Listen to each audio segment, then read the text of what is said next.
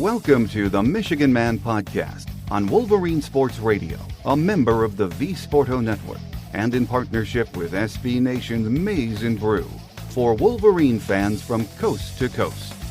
Go Blue and welcome to the show. I'm your host, Mike Fitzpatrick. On our game day segment this week, our guest will be the radio play-by-play voice of Michigan basketball, Brian Boesch. Before he joins us, a few of my thoughts to get us started. Now that another basketball season is over, it's time to take a look back and try to make some sense of what was a very strange year. The college basketball media had us in the top 10 in November. I thought that was crazy, given that we had lost 3 starters to the NBA. Sure, we had a great freshman class coming in, but you never know what you're going to get from the young guys. Never was that more true this past season. From week to week, it was an adventure. One game, we looked like world beaters and Big Ten contenders. Then the next time out, we looked like a team that couldn't buy a bucket and really couldn't play any D. The inconsistency was enough to drive you crazy. Michigan basketball, as many of us said during the season, was very hard to watch at times. Then after that roller coaster of a ride in the regular season, we still get into the NCAA tournament. If you were like me, I was wondering which Michigan team would show up. And I must say I was pleasantly surprised. The Michigan team I expected to see this year showed up in the first round. Getting to the Sweet 16 was a bonus. We lost to Villanova last week, but we were in that game until the final minute, and hey, Villanova is in the Final Four. My guest today says expecting a team as young as Michigan to pick up where it left off last season was not realistic. Up next on our Game Day segment is Brian Boesch, the radio play-by-play voice of Michigan basketball. So stay with us.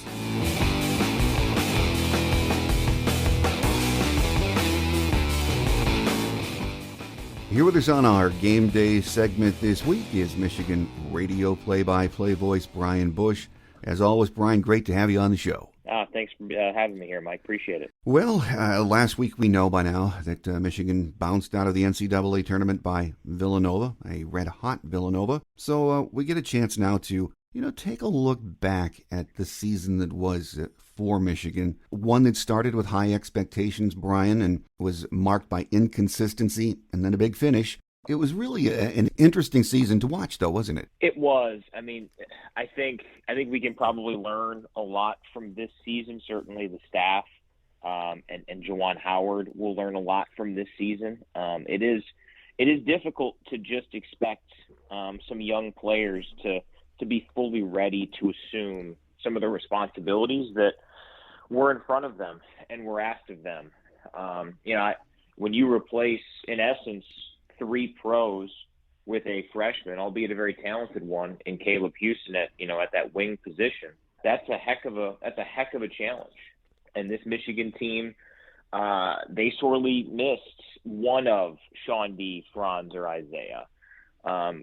We saw flashes, we saw what it could be, but the reality is, what Hunter Dickinson did last season is the exception, not the norm for highly regarded freshmen. It's very difficult to step in right away and do what he did and what some other guys we've seen in college basketball do as true freshmen. But you know what? For this team to overcome all of that, to sneak into the tournament, and to make the committee look smart by what they did in Indianapolis in that first weekend, it salvages a lot from this season. It shows you what can happen when you have a collective buy-in. And I think it sets a pretty interesting framework for the offseason and hopefully, a big 2022-2023. Brian, after last season, some thought Hunter Dickinson was not going to be back. He tested the waters, but he did come back, and we saw him as a leader on and off the floor this year. And he did improve his game, especially his outside shooting. On so many levels, he made a big step up, didn't he? Yeah, he did. I mean, he assumed responsibility in a lot of areas. I think you look at the objectives that he had from an individual level going into this season, and he hit most of them. Being able to establish an outside shot, it did fade on him a little bit down the stretch, but it became something that teams had to account for on the scouting report, even if it wasn't necessarily something they were going to completely shy away from. They were willing to let him take it at times, and Dickinson made them pay for that a decent amount. he improved with his right hand. That was something that, he said was a big part of what he wanted to bring to the table as a sophomore. And you had to account for it, probably more so than the three-point shooting. It was a part of his game. And I think the thing that might get lost in all of this, I was looking at this leading into the tournament. He only had 6 games last year where he played more than 30 minutes. And he closed the season with like 15 straight 30-plus minute performances. And that's a guy who understood what his team needed, who put in the work in the offseason to get into better shape, to be ready, willing, and able to go deep into games. I mean, he had some 37, 38, 39s in terms of minutes this season. So, for him to be able to be out there as much as he was, it's a testament to the work that he put in and to the understanding of exactly what he needed to improve. I think he had a good framework for it. He understood what was necessary, and he went out there and did it. And, Michigan wins 3 or 4 more games during the regular season. He's probably an All-American again this season, but he still put up numbers that obviously were better than last year and did so with more responsibility and more attention drawn to him.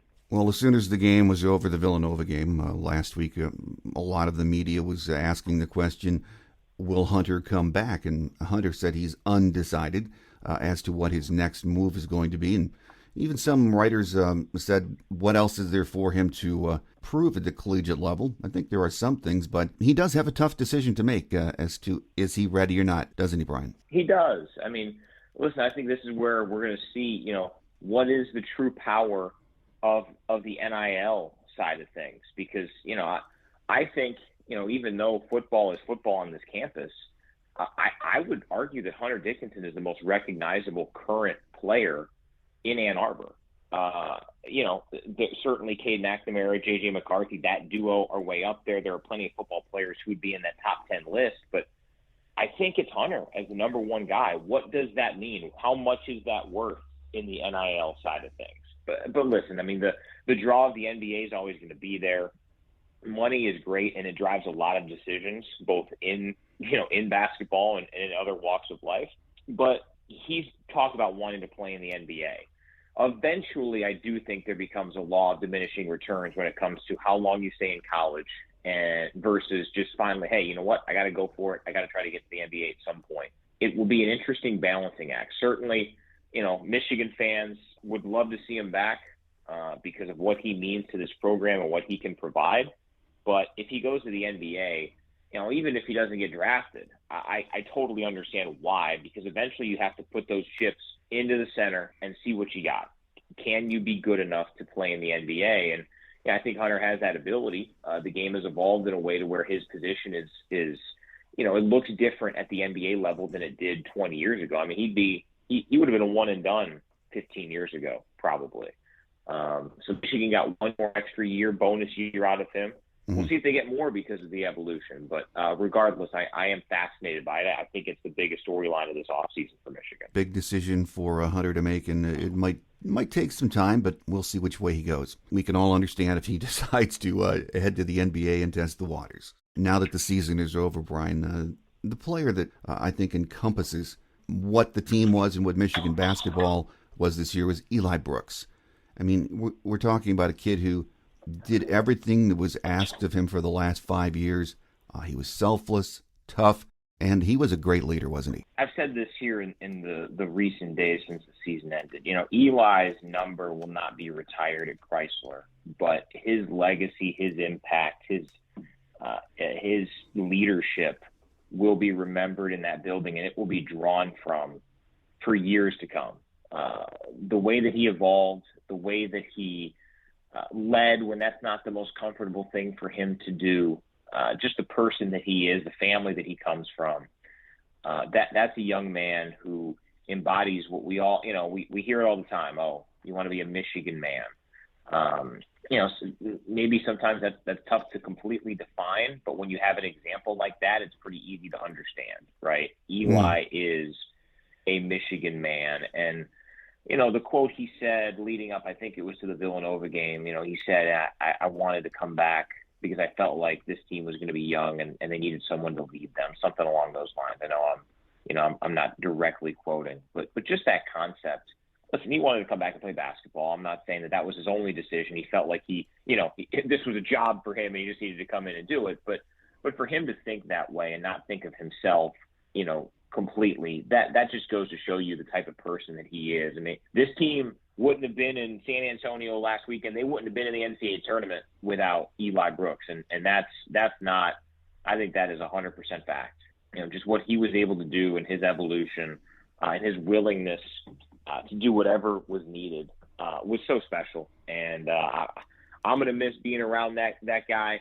I know the team will. I mean, he is everything you want out of a student athlete. Well, and even his head coach, Juwan Howard, spoke glowingly about him the last couple of weeks. But in the end, he said, you just can't replace a guy like Eli Brooks. No, you can't. I mean, and the team is going to have to try in certain ways. But, the reality is, like, it's not a oh, well, Eli leaves, let's insert player here, right? I mean, it's going to take a collective effort. You're going to have to do things a little bit differently, and others are going to have to step up.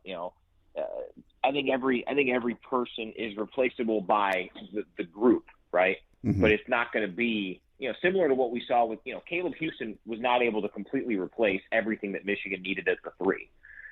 He certainly helped, and we saw others contribute to try to, make amends and try to get it as close as you can.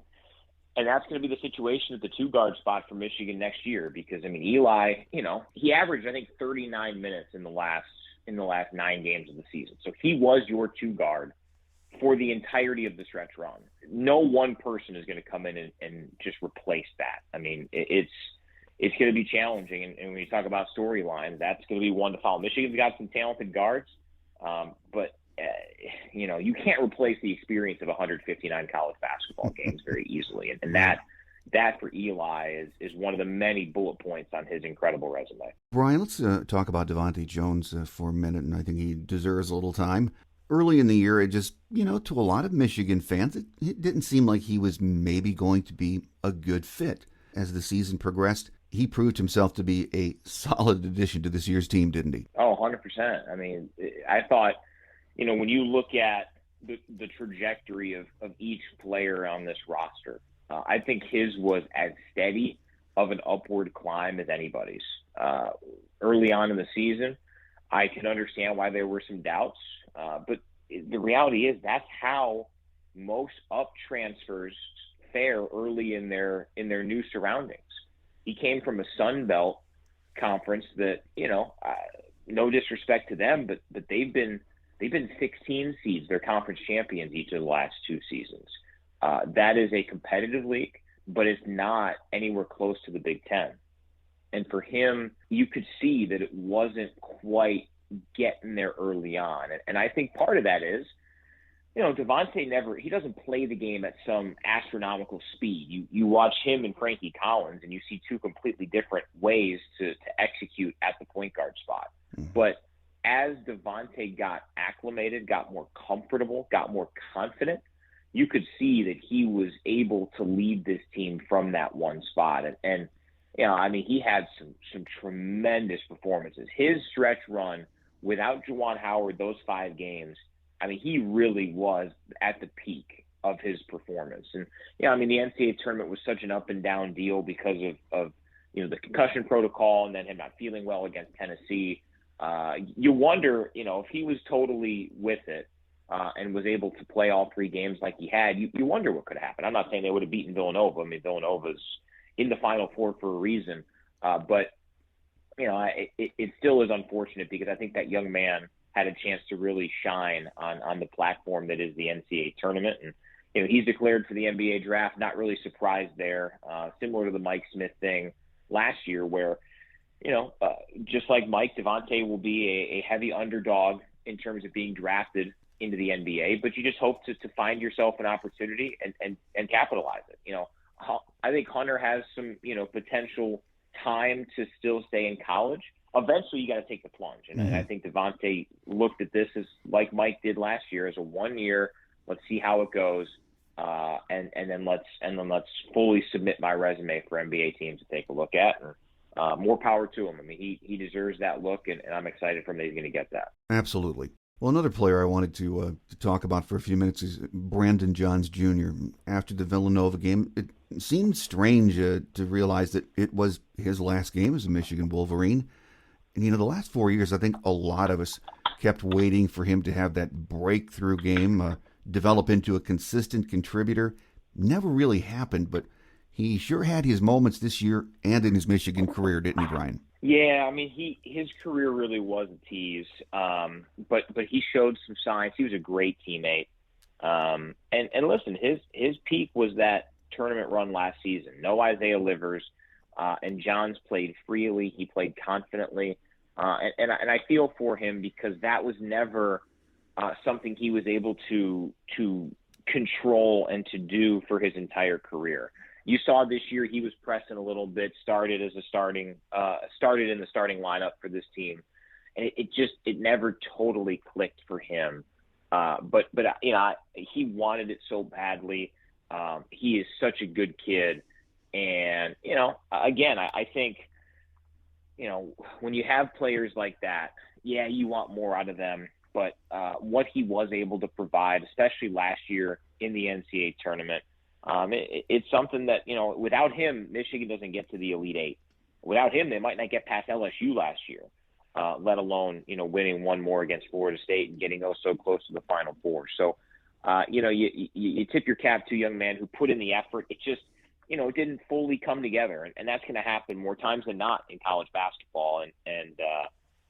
I'll remember him fondly. I hope Michigan fans do too, because it was not in any way, shape, or form for a lack of effort with that young man. He wanted it badly, and it just didn't fully come together the way I think a lot of people thought it would. Well, Brian, when the season began, we knew our freshman class was one of the best in the country. There was so much talent there. So let's talk about some of those kids and get your take on their first year, their freshman year, starting with Caleb Houston.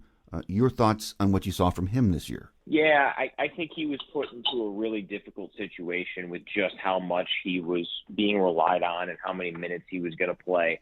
But you see the potential. You see his ability as a spot-up shooter, as a big body, a lanky kid who still needs to come into, his full potential from a strength and a conditioning standpoint. Yeah, I thought we saw him start to improve with some of his drives to the basket, his aggressiveness in the paint. That was certainly lacking early on in the season. And, I think the reality is, he's young for his class. He reclassified. This is a young man who, great talent. But, again, it's not all guaranteed right out of the gates. And, I think his decision's a really interesting one because, yeah, he came in as a consensus, top 10 recruit. Mm-hmm. If you're that way, oftentimes people consider you to be a potential one and done. To me, he really feels like a guy who can come in next season and be one of the best players in the Big Ten and take that big leap. And I think there are some things that, that he can work on. I don't know enough about, the Michigan game plan the last couple of games and how things went, but, it certainly was surprising to see him only get 4 shot attempts off in the last 2 games of the season. That's not how we had seen him employed most of the time this season. And I think there's some more meat on the bone for him at the college level. And you wonder, can he turn into one of those great sophomores? I don't want to put pressure on him and say he's the next Jaden Ivey because they have different games and different styles. But we saw flashes from Jaden Ivey last season, and then it really came together into a guy who's going to be a lottery pick this year and probably a lot higher than that.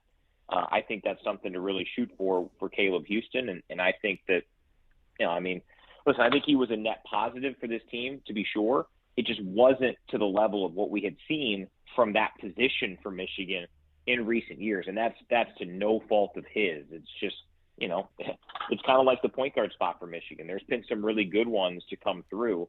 And when you are asked to try to shoulder that load as a freshman, it's not easy. I think we are going to see Caleb have a big sophomore year, so I'm excited to see, his progression. Another of the freshmen, his teammate, Moussa Diabate. I liked a lot of what I saw from him this year. He got into foul trouble early at times in games, but from a pure talent perspective, the sky seems to be the limit for him, doesn't it, Brian? No doubt. you want to talk about wow plays and what that young man could do when he was, truly shining. He was truly, the best form of himself. You think about that Iowa game. You think about some of his other performances where he put on a clinic. Now, I think we all expected that, knowing, kind of his situation, his backstory, that there was going to be some inconsistencies. We saw those. But you want to talk about a kid who's dripping with talent. Another fascinating decision when it comes to the NBA because, inevitably there's going to be, there'll be an NBA team or two that would probably fall in love with his skill set, with his ability. And is that worth it to come in and, and try to test the waters and go through the process and maybe stay in it if somebody tells you, hey, we think you're an X overall pick. But if he were to come back, that he will be a matchup nightmare. You figure he will be, an A+ student in Camp Sanderson during the off season if that's where he ends up back here at Michigan. So, yeah, tough not to be impressed by what he has in his arsenal. And to me, consistency and bulk it up, those are the two main goals for him over the next 6-7 months to get ready for next season, wherever he is. Well, the interesting thing to me is, we hear the talk as soon as the season ends about a Caleb and about a Musa that, they have this decision to make. And the process is always fascinating to me. So, again, they can declare for the draft, right, but not get an agent and then see what NBA insiders and scouts give them as far as feedback. Isn't that correct? Correct, yeah. So there's a time frame where you can go through and go through some pieces of the NBA draft process. And you've got I don't know the exact day that, you have to withdraw by, but there are opportunities for these players to go. And I wouldn't be surprised if, Caleb and Musa, honestly, I'd probably be surprised if they didn't at least, look into things and take a gander and see what, they hear, because that feedback is valuable. But, it's going to be open to them. I think it's a cool opportunity for these players, and it's a way for them to figure out, okay, what are the areas I need to improve? And, that's where I do think Juwan Howard is such an asset for this program. He knows what these players, want to, or what they need to do in order to be NBA guys. He's going to have honest conversations with them about that. Now, it's better to have more information than less so they can continue to explore it. But, if they're kind of teetering on the fence one way or the other, it's nice to have a guy who was in the NBA for almost 2 decades as a player and then as a coach for, 6 years before he came to Michigan, to have that sounding board for a guy with a quarter century of NBA knowledge. That's a darn good resource to have. Mm-hmm. Well, another one of our freshmen I just wanted to spend a minute talking about was Frankie Collins, who, sort of started out a bit slow this year, but I thought, wow, did he make great strides, especially late in the season. He to me, looks like the point guard of the future, no doubt, Brian. Yeah, I would agree. What he was able to do in the NCAA tournament, to me, what was the most pleasant surprise was that he really let the game come to him in the tournament. At times during the NCAA, during the regular season, it felt like he was trying to force things a little bit, and that makes it tough because you don't have a whole lot of time out there. I felt like he was just trying to make his impact, and he had some wild plays, and he also made some bad decisions out there in the tournament. I thought it was interesting. In that first game against Colorado State, he came in as the starter, and the first 6-7 minutes, he didn't really do a whole lot. Like, he stayed away. He was almost a little too passive. He took a seat on the bench, came back in, and from then on, he knew the right buttons to press, when to press them, how to press them. And he took off in a way that, I think, the team, the players, the coaches expected it. But, I think a lot of fans were pleasantly surprised because we just hadn't seen that fully formed Frankie Collins. I think he has the opportunity to take the biggest, outward strides going into a sophomore season because he's going to have more opportunity, obviously. Talk about great times to build off from a confidence standpoint of thriving in the NCAA tournament. Mm-hmm. There's a lot to like there from what this young man brought to the table, and he's got the right attitude, approach, demeanor to him to handle being the starting point guard in the Big Ten. That's a monster assignment, but he's got the ability to do it. And I think we are good with Frankie at that point guard position going into next year, and Mm-hmm. maybe the next couple of years. We'll see. Well, it was Juwan's third full season as head coach, Brian. Last year was, we all know, very strange because of COVID, and I suppose the way his first season ended, you could also call that very strange. But 3 years as head coach, though. But are you impressed overall with where he has this program right now? Oh, absolutely. I think what he was able to do this year, there were a lot of expectations on this team because, I think people kind of got to the point where they were when John Beilein was here, where, I don't know how John Beilein's going to figure out this roster of mostly unproven guys, but we have faith that he will. Mm-hmm. And I think Juwan Howard going into this season, boy, they lose Livers, Brown, Wagner, Smith, like a lot that they had to replace. But you know what? Juwan Howard will figure it out. And listen, this year did not go the way that we all expected for the first 4.5 months. But, you get to the Sweet 16, it's tough not to regard it as somewhat of a success, right? I mean, that at least broke them even in terms of perception. And they've gone further than any team in the Big Ten in both of the tournaments that Juwan Howard has been a part of. The only team to get to the Elite Eight last year, matching Purdue in the Sweet 16 this season. And obviously because of who Purdue lost to, versus who Michigan lost to. I mean, there's a real sign and sense of frustration in West Lafayette where, Michigan, of course, we all wanted to see the team keep playing, but I mean, Villanova's in the Final Four. That was a tough out, and Villanova was the better team on that night. So I think Michigan fans can and should be very, very optimistic about where this program is going. I think patience will always be key with younger teams. I'll be curious to see how Michigan schedules in the non-conference this year because while it made for a frustrating November and December, Michigan's strength of schedule was a big reason why it got into the tournament altogether. So I'll be fascinated to see how that all develops, but it's tough not to have confidence in the leadership of this program. Considering what happened in Wisconsin last month, I don't know if you could have bounced back a whole lot better without cutting down the nets in San Antonio on Saturday. And the one thing we can say about this team, with this freshman class coming in and then 6 sophomores coming back next year, it's once again going to be a really young team. It will. And that's, when you recruit the way that Juwan Howard does, you're going to have that. I think, what's good about this is that, I thought early when Juwan just first got the job, he really went star hunting. Now I think you can supplement, some of the big time names and the 5-star recruits with some guys who you figure will be here for several years, the Terrence Williams of the world. I think there are a couple of guys in this incoming class that you could characterize that way. So, Michigan, if Juwan Howard's here for a decade plus, like we all hope and expect him to be, you're going to have some one and dones. You're going to have some guys who maybe leave before they really fully reach their potential in college.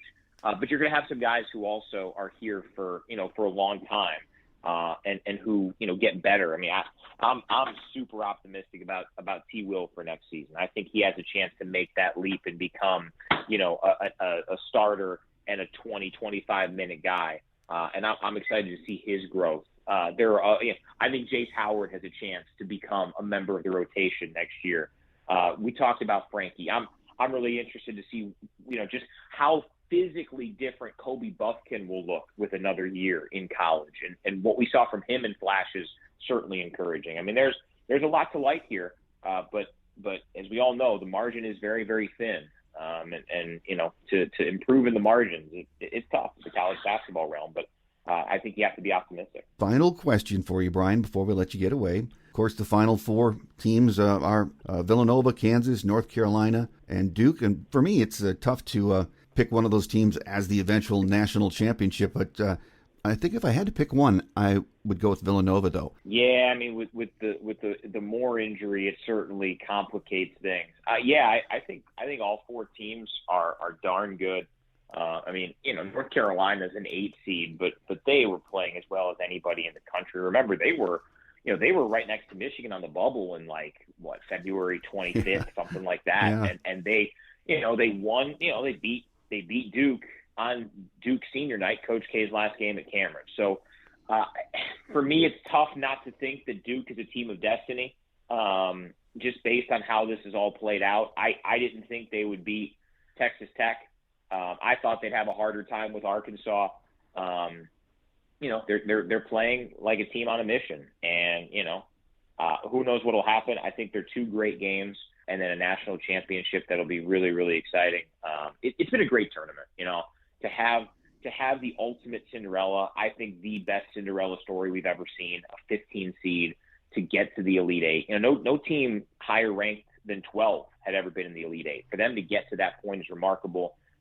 There's been some high-level games. We had some of the upsets early on.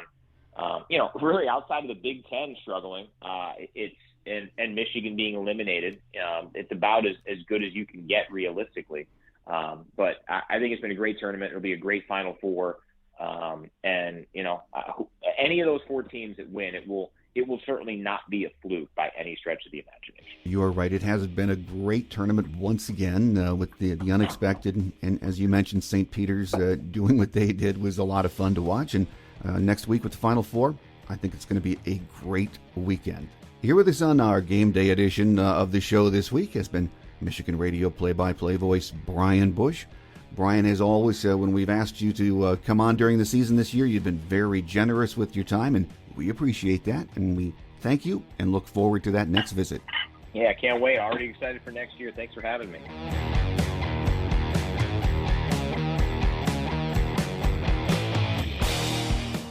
On Quick Hits today, number 3 seeded University of Michigan women's basketball saw its historic season come to a close with a 62-50 loss to number 1 seeded Louisville in the NCAA Elite Eight on Monday night. Michigan's 25 wins is the second highest total in program history. Senior Naz Hillman recorded her 52nd career double-double and the fourth of the 2022 NCAA tournament with 18 points, 10 of which came from the line, and 11 rebounds. Sophomore Maddie Nolan had 9 points, all by way of three-pointers, and senior Emily Kaiser had 6 points, 6 boards, and 3 assists for the Wolverines. U of M, 25-7, closed out a historic season with its first trip to the Elite Eight after earning its highest NCAA tournament seed ever, number 3, and hosting the first round and second rounds at Chrysler Center. Michigan defeated 8 ranked opponents, including 2 teams ranked in the top 5. The Wolverines also earned their highest ranking in program history, number 4, while Hillman was named U of M's first-team Associated Press All-American. So congratulations to Coach Kim Barnes-Arico and her team for a great season. A dominant performance through 2 periods was threatened by a relentless Quinnipiac attack in the third period of the Midwest Regional Final on Sunday at the PPL Center. Despite surrendering 4 goals in the final period, the top-seeded Wolverines held on in a 7-4 win to punch its ticket to the 2022 Frozen Four. The Wolverines will travel to Boston to face off against third-ranked Denver next Thursday, the 7th of April. Game time is 5 p.m. The Pioneers defeated Minnesota Duluth on Saturday in the Loveland, Colorado Regional Final to earn the program's first bid to college hockey's Final Four. Congratulations to Coach Mel Pearson and his team, and the best of luck in next week's Frozen Four. Football will hold the Maize and Blue Spring Scrimmage this weekend in the Big House. The scrimmage is free for all fans, with the Wolverines taking the field around 11:30 a.m. to begin warm-ups and drills. The gates to Michigan Stadium will open at 11 a.m. Big Ten Network will televise the practice and scrimmage starting at 12 noon. The Michigan Sports Network from Learfield will air the game on WXYT Radio 97.1 FM, The Ticket in Detroit, starting at 11:45 a.m., and this will be our last look at Michigan football until the season gets underway in September. The scrimmage is one of 15 practices allowed under NCAA rules. It is subject to change or cancellation due to inclement weather conditions before or during the game. We will have more on the spring scrimmage on next week's show. That does it for now, though. I'm your host, Mike Fitzpatrick. Make sure you tell your friends and family about the show, and join us again next time. Have a great Wolverine week, everyone. Until we meet again, take care, and as always, go blue. Thanks for joining us today on The Michigan Man, here on Wolverine Sports Radio, a member of the V Sporto Network. and in partnership with SB Nation's Maize and Brew. Our listener lines are open 24/7 for your calls at 313-263-4842. That's 313-263-4842. Or email us at themichiganmanpodcast@yahoo.com. That's themichiganmanpodcast@yahoo.com. The Michigan Man Podcast is produced at the studios of Robin Lynn Productions, Allen Park, Michigan, and is not affiliated with the University of Michigan. Go Blue!